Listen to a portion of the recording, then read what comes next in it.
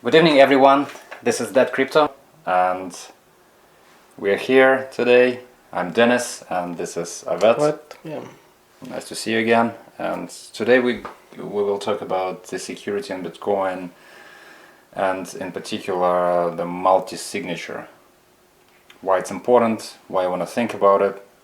Might be a little complex to use. However, we'll cover it today. And as usual, a couple of things I found online. This is actually the tool that I use the most, not the most, just to figure out what's the transaction fee I should use when I send bitcoins. And actually yesterday one of my friends asked me like why the transaction didn't go through.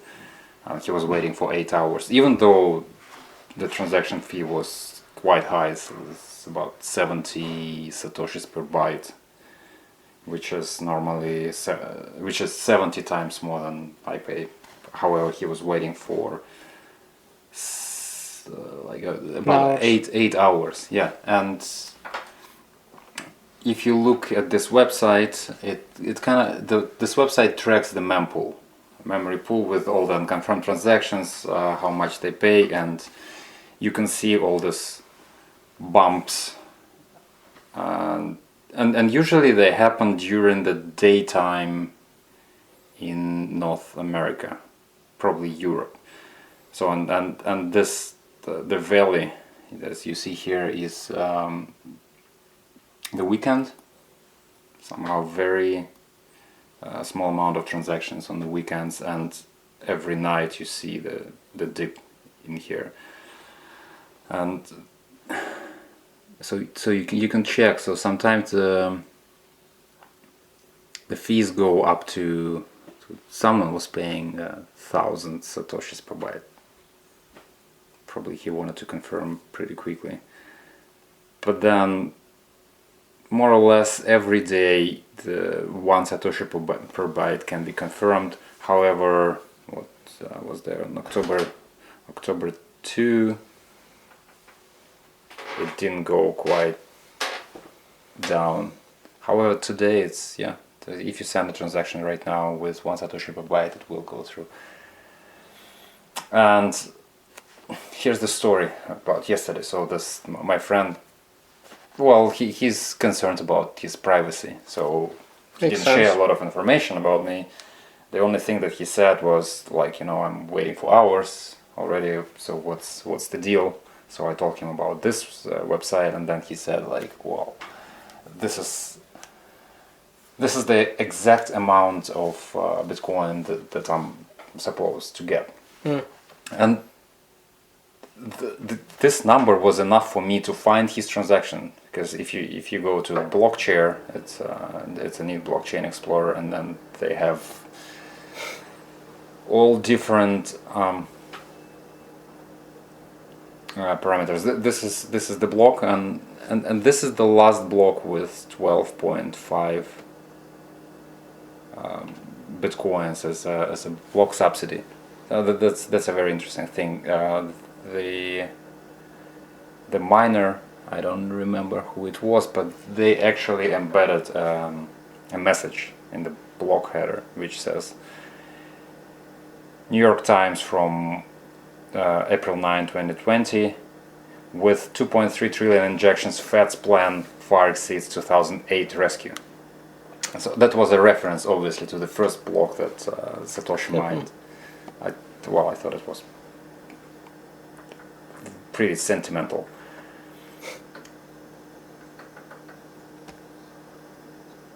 And if we click on the block,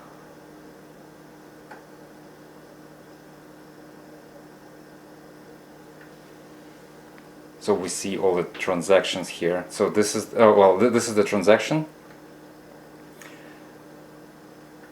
Yeah. So what I asked him to do, actually, to check if the replace by fee was enabled, because if it's enabled, so the sender can send the same transactions to themselves with a higher transaction fee, and actually sort of steal your Bitcoin or trick you out of your Bitcoin. So that was a no. And but also my other suggestion was that here's the raw transaction data. If you click on here, and you can copy this transaction. Well, if the transaction stays in the mempool for a long time, I don't really know how long. Sometimes it probably weeks. But eventually, if the transaction fee is too low, it's not included. Eventually, it's going to be dropped out of the mempool, so as if it never happened. However, if you copy this raw transaction, and you can on the same website, the Blockchair, you can actually rebroadcast the transaction again. Rebroadcast, actually broadcast. So you can compose the transaction on your machine, then go to the website and broadcast it. And obviously with additional fee. No. So you can anyone can broadcast your transactions. That's the idea. So the Bitcoin is the difference between Bitcoin and the credit cards. That credit cards, they transmit the clear text from the merchant to the bank. The channel is encrypted. However, with Bitcoin, what happens that you create a transaction and you sign it, and then anyone can see it. It doesn't really matter. No one can steal your Bitcoins. The only thing that they can do is they can just help propagate. So if you broadcast your transactions from somewhere else, it can help your privacy because you do not expose your IP address. Because you use something else as well for broadcasting of your transaction. Virtual another IP. Yes, so you just create the transaction, you send it to their website, and they broadcast it from the IP address. So, well, it's somewhat technical, not too much, and probably you will never need it. But I just asked him to copy this raw transaction data in case it drops, his transaction drops out of the mempool, so he can rebroadcast it again. Because the raw data already contains all the information with the signature. So, well, he didn't need it. It was confirmed a couple of hours later. But what I wanted to mention in particular, I only had two pieces of information that his transactions was in the mempool, which wasn't really important for me. But also I had the exact amount of Bitcoins he was sending. Yeah, and on Blockchair you can set filters. So I set the filter, I typed in the amount of Bitcoin, and then the Blockchair found this transaction quickly, and I was able to go through all of his transactions because he was reusing his address. Unknowingly, actually, he was using the Trust wallet. And in the Trust wallet, you have to go into settings and actually check the box that says create new address every time, or something like that. And he wasn't doing it. So I could see 3 of his transactions. I could see where he was sending. He was sending to an exchange because that address that he was sending to had 20,000 different transactions. So it's obviously an exchange. Well, it's not obvious, but it makes sense to be an exchange. Yeah, that's a high probability. And then I actually searched for this address online, and yes, I found this was a KuCoin address. And then basically I found 20 of his transactions with amounts, and well, he was surprised actually. So I want to point out the importance of privacy. You don't really know what you're leaking right now, and who is looking for your data. Yeah, even one thing as just an amount of Bitcoin received can disclose a lot of information about you. Yeah, so let's just leave it as the background. And let's talk about the multi-signature wallets. So just want to talk about the transition, how usually people start dealing with Bitcoin. Usually it happens with an exchange. You open your account on Coinbase. Obviously that's the easiest, the most user-friendly exchange. Or it can be other exchanges, Kraken in Canada, CoinSquare, and a bunch of others. And the first thing, you just buy Bitcoin and you keep it on the exchange. It's not really your Bitcoin. You just get an exposure with a lot of risk that exchanges get hacked all the time. There are very few exchanges that have never been hacked. Kraken is one of them. It's one of the oldest, and they're very good with their security. A couple of weeks ago, I think it was KuCoin that was hacked for $150 million or something like that. So the first you get the exposure, but then probably you want to think about controlling your own keys, because if the exchange is hacked, they're poorly regulated because they're new. Actually, people don't really know where KuCoin is incorporated, so which country. So it's not really clear. So you don't even know if you want to sue them, like where you should go. So yeah, that's probably you want to move your coins from an exchange to a wallet that you control yourself. And the next step would be something like a mobile wallet. You download an app, and in this case, even if the exchange is hacked, you still have your Bitcoins. It comes with some sort of risks. First of all, you need to back up your wallet. Usually you back up it with a seed phrase, which is 24 English words, because if you lose your phone or it dies or something happens, so you can recover it, and it's important to keep your seed secure. It makes sense. Not all wallets allow you to add the passphrase. So, and then if your wallet has a passphrase, I know Samurai is a privacy-oriented wallet for Android only. If you use Samurai allows you to add the actually, it doesn't allow you not to add the passphrase. So you need enforce it. Yeah, you need to back up your seed phrase, which is 24 words, and the passphrase. Without the passphrase in the seed, it's impossible to recover, and it's important to remember, because people here, you have to back up your seed, they forget about the passphrase, and it's unrecoverable after that. However, if you keep your Bitcoins on your smartphone in the wallet, it's a hot wallet, so your smartphone keeps the private key somewhere inside, and this all the computers and the smartphones are very complex devices. You have hundreds of different apps on there, and you don't really know what's going on. What part of memory they shares any other information, and could it be leaked or not? So indeed, too many variables to consider. Yes, so there are software bugs, there are hardware bugs. So if you're a target and the attacker is knowledgeable, then they might extract the private key from your wallet. It can be a wallet, it can be a desktop. So the next step that is recommended is a hardware wallet. So hardware wallet is a special device. Basically, it has a chip inside. It's sort of like a computer which is isolated with its own screen. Usually it's very small, that displays only your transaction details, which you need to confirm on that small device on the screen. It's a couple of probably buttons. Yeah, it has a couple of buttons.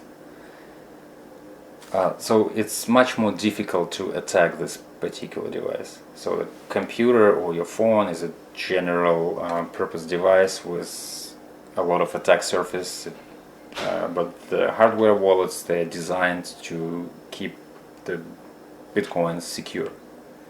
Yeah, it's the next step. It's difficult to attack. However, there are some sorts of attacks that can be implemented, and the thing is, when you buy a computer, it's not really clear if you will be using it for Bitcoins or not. However, if you buy a hardware wallet, it has only one purpose. And for an attacker, it makes sense to actually attack the hardware wallet. And it can be done in a few ways, one of which is a pretty scary attack. It's called a retirement attack. So the hardware wallet normally it's supposed to generate a random private key for you. And it's so random that it's practically impossible to create the same private key just randomly. However, if the device is compromised, an attacker can just create the private key for you that they know. They can create like 1 billion of different private keys for different devices. However, they know them. Billion, the number billion for a computer is nothing. They can check it in 1 second. And then the attacker can wait for years. That's why retirement, while everyone's using them. And then at some point in time, they just steal all the bitcoins and they retire. And the scary part is that you might be using your wallet for years and you think it's secure and you're familiar with this, and then all of a sudden 10 years later, boom, your coins are gone. So here comes the multisig as a solution.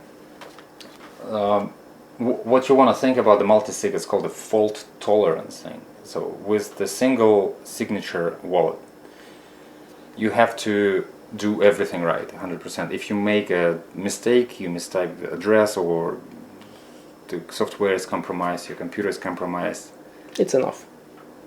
Yeah, you may lose all your funds.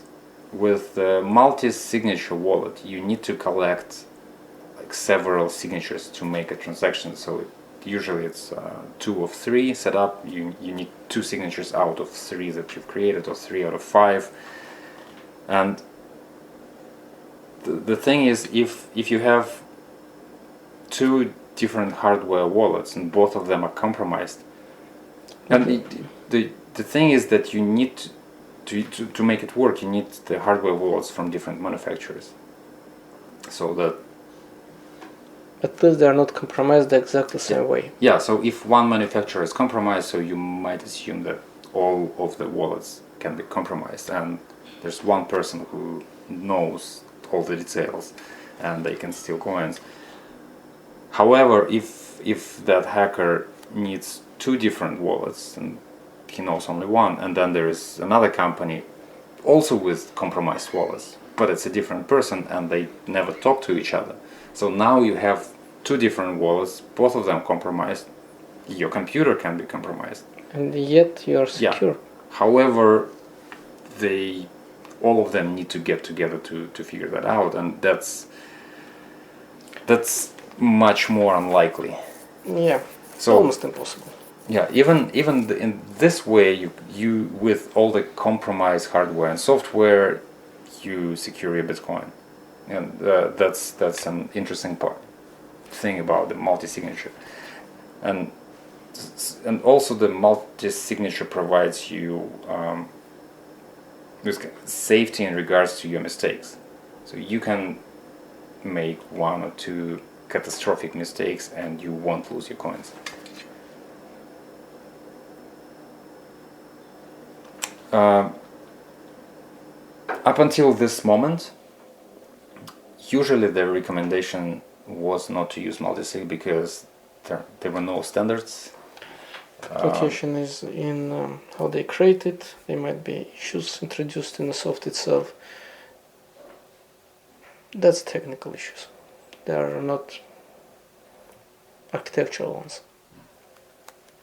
So I guess it's time to start to use multisig. Pretty makes sense.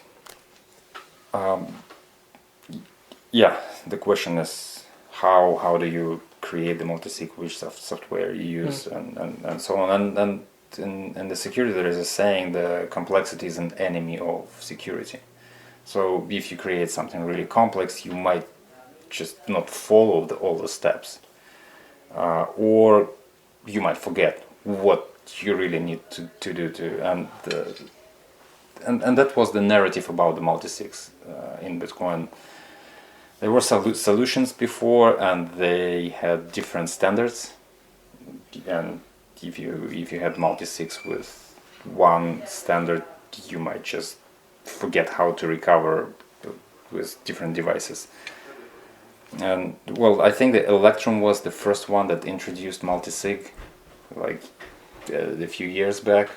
However, they had their own standards. They're not kind of standardized for everyone. Right now, everyone is moving to this kind of common standard. It's called the partially signed Bitcoin transactions. So more or less, we are moving to the direction where we have standards and you can recover with different software. So there are two types of multisigs. One is called assisted multisig, when there is a company with the software that kind of that guides you and tells you what to do. Their paid solution, the most famous is Casa. Jameson Lopp, Jameson Lopp is I think the CTO. He's the famous Bitcoiner. Let me recall, they keep one of the wallets, one of the hardware wallets with themselves. Yeah, the interesting thing with Casa, they create the seedless wallet, so they never give you keys. This way they eliminate the possibility that someone can find your seed and use and steal your coins. So they decided, okay, we are not gonna keep the seeds at all. So what they do, they create the hardware wallets, like 5 of them. And they keep one for themselves. So and you need 3 signatures out of 5.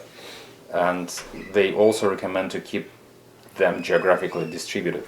So to mitigate the so-called $5 range attack, if someone comes to your home and start beating you, and then you sign everything. However, with Casa, if you follow the recommendation, you keep your wallets in different locations, maybe even different cities. But even if you keep your wallet in a bank with your lawyer, so then you have a wallet, you sign it, then you go to your lawyer, and it's very difficult for an attacker to follow you around and not get caught at all. So that's a secure thing.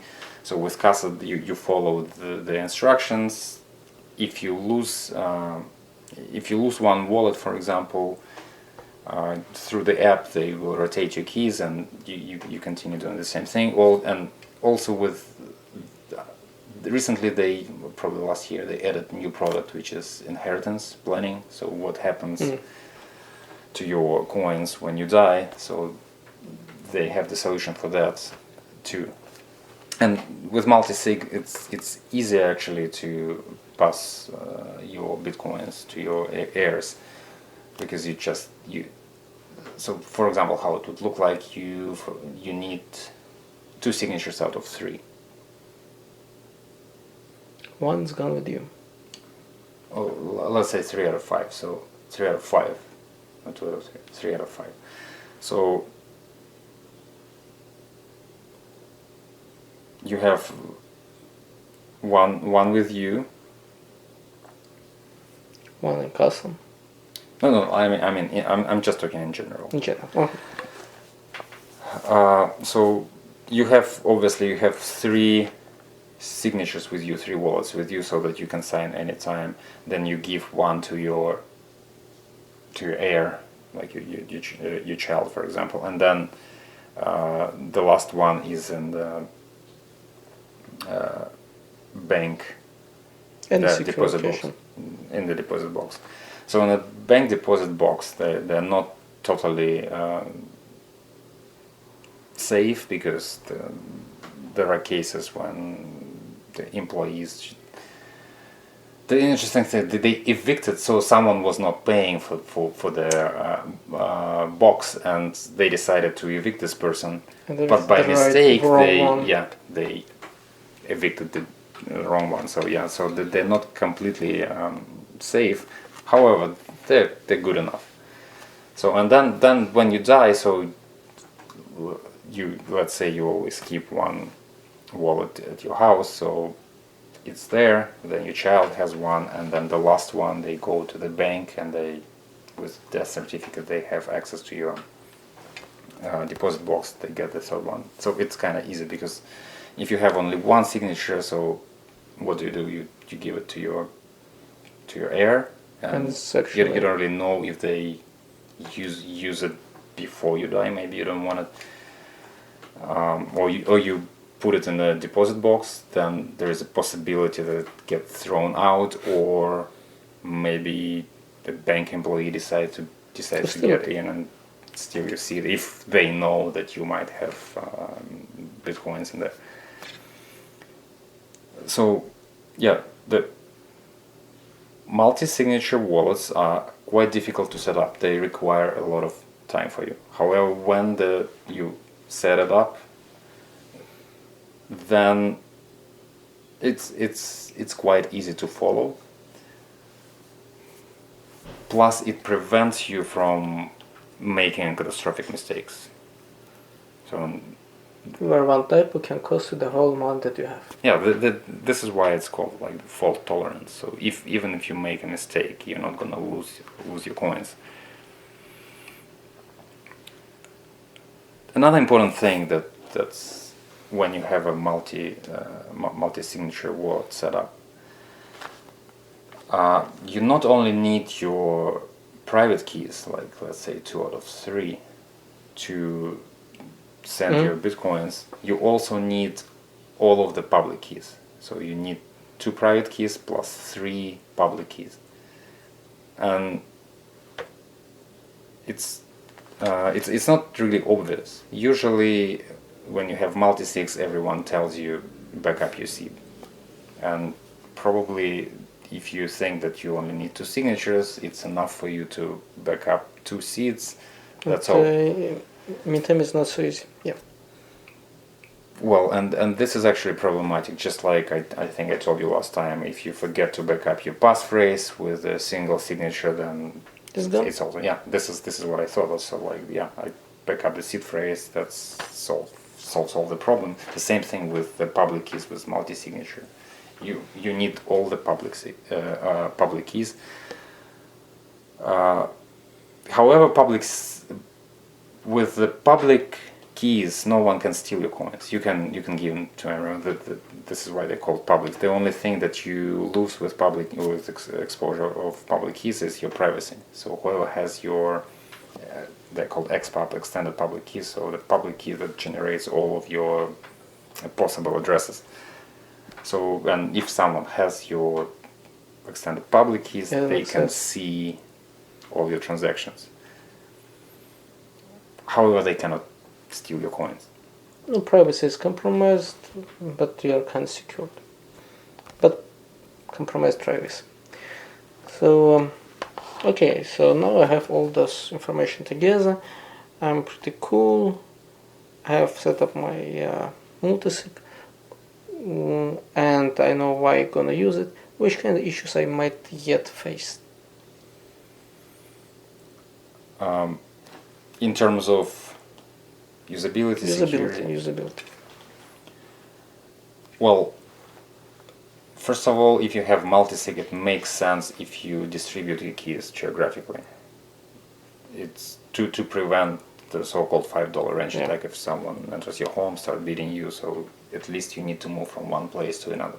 So the multisig should be actually difficult to use. It's not for everyday use. It's something like a bank deposit box, so you need to go there, there's some sort of a procedure. Well, it also depends on how much funds you have in your wallet, so you might even want to have them in different countries. Yes. And this complexity should be there by design. It actually adds the security features. Also, when you have any system, any wallet, even if you have a single SIG wallet in mobile wallet and you don't use it very often, you need to do the health checks of your devices and the private keys, because electronic dies sometimes. So they stop working, they have errors in the memory. So probably once a year or something like that.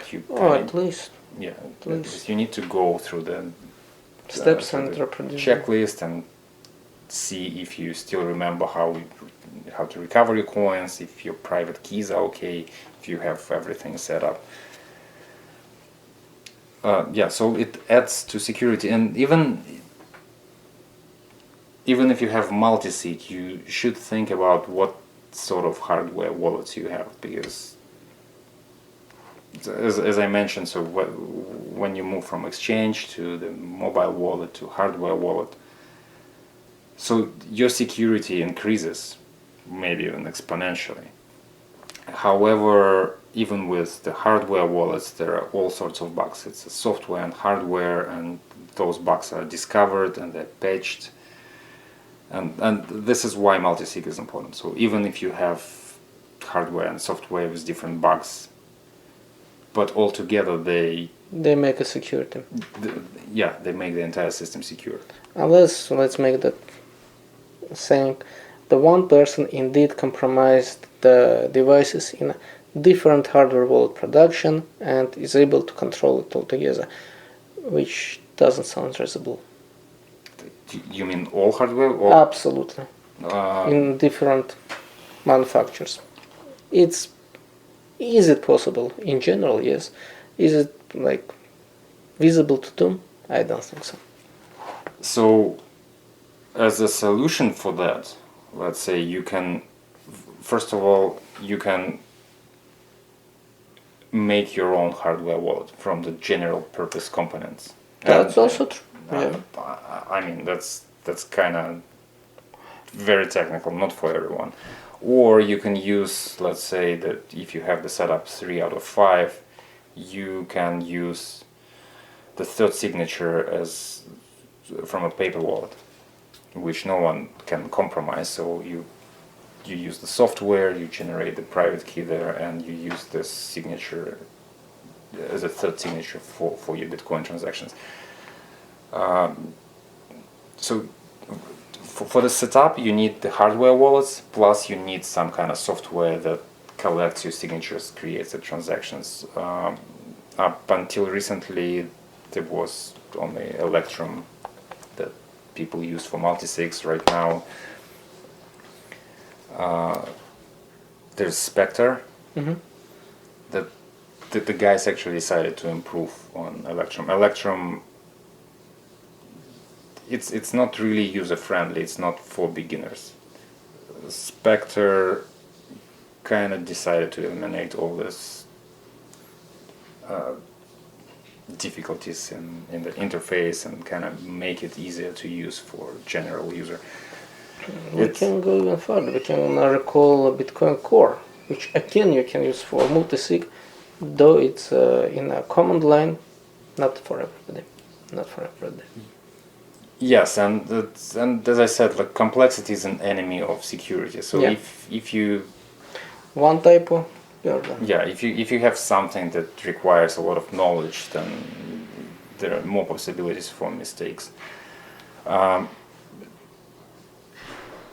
So with this setup, so you need the hardware wallets from different manufacturers in case one of them is compromised, or even both of them are compromised, but they don't communicate with each other, so they don't really know the details. So you need some sort of software, let's say Spectre, and then you also need to think about the privacy, like what kind of hardware wallet you use and what data they transmit to their manufacturers. Trezor, for example, when you connect your Trezor, it calls home and sends the XPub to the company, so the company knows your IP address, which means they know who you are, plus they know all your Bitcoin addresses and all the transactions. Or they know your physical address because they sent it to you. And they know your physical address exactly. So you use your credit card, and they send it to your home. So when you buy this kind of stuff, send it to your office or somewhere else. You will disclose too many information about yourself. Yes.